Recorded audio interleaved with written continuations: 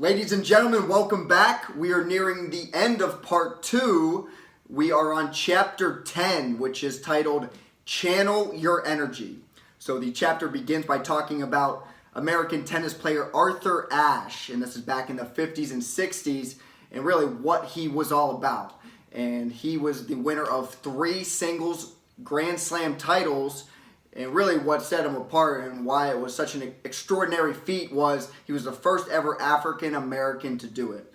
And he really survived segregation back in the 50s and 60s because of it. And it really, he was a really good player, but there's a lot more to it than that. He had a style of play that they considered both bold and graceful. And the reason for that was, it was bold because when he was out there, he was physically loose, and he was also mentally tight. So I'm going to say that again. He was physically loose, so he was comfortable out there. He was able to act so effortlessly in all of his movements, but mentally he was tight because there was a lot of times like he was getting screwed over for obvious calls, but he couldn't show any emotion, right? He couldn't challenge plays that anybody else could have and get them overturned. Like he had to deal with it. He just had to live with it, and that showed in his play, and that was intimidating for a lot of the people that he was playing against, and they showed, and that's why, part of the reason why that he had so much success and was able to win those 3 Grand Slam titles.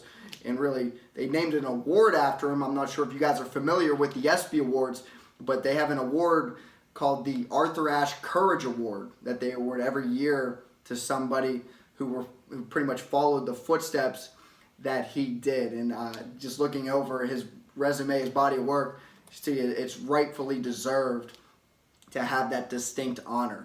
So that's really the beginning of the chapter, which then leads to what the chapter really is all about. But you want to keep all that information in the back of your mind as we talk about these topics. And the first thing is just dealing with certain roles and social norms that we might not agree with. Might be a folie à deux that you and a couple other people might be in together. And it might be really challenging. It could be something as simple as a dress code when we go out to practice. It might be something that you don't want to wear or you disagree with, but it really just being able to deal with it and taking that energy and applying it to a positive manner, in a positive way. Like that's really powerful and that's important. And same thing Arthur Ashe did. Like he took all that negative energy, something that he might not have agreed with, and he kept his mind tight, and he allowed himself to play physically loose, which was really bold on his part. So if we can start to think and do things like that, I think that can go a really long way.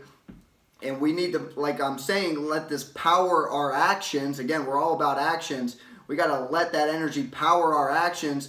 And the comparison they use is, think of a dam, right? A dam, the Hoover Dam, whatever dam you want to think of, that creates a lot of energy. And that water, even though it's not moving or actually acting, it's creating a ton of energy sitting there. And it's like that restraint that we talked about yesterday. And that's crucial to think about. And then it goes into just the difference between acting and acting out.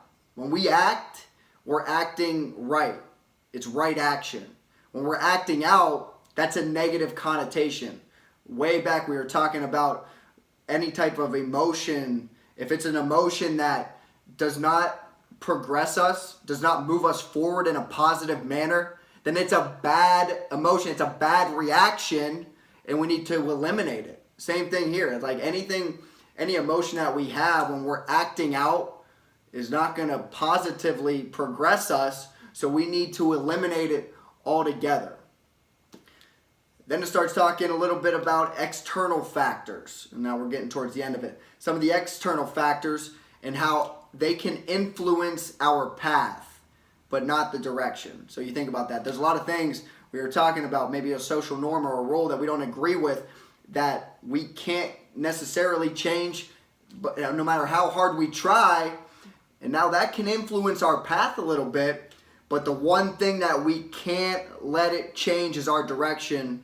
And our direction always needs to be moving forward. And I think that's really powerful, especially in sport and in contest. Yeah, things happen, adversity comes up, and it might be so powerful that we can't stay on that path, but no matter what, we can't continue to let that defeat us. We need to always continue to keep moving. Keep moving. We want to keep moving forward. That's chapter 10. Have a great weekend, everybody. We will pick up on Monday. If you got any questions, please let me know. Hit me up with your workouts, whatever you guys got going on. Definitely interested. And we'll talk at the beginning of next week. Always a pleasure. See you then.